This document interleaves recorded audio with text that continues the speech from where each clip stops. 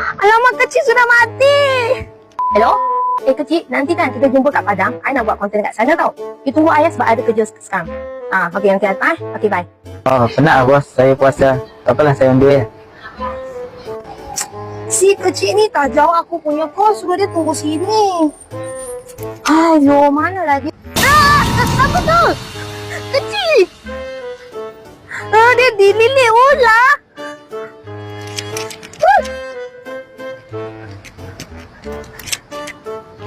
Kecil! Ular tu besar! Alamak, kecil sudah mati.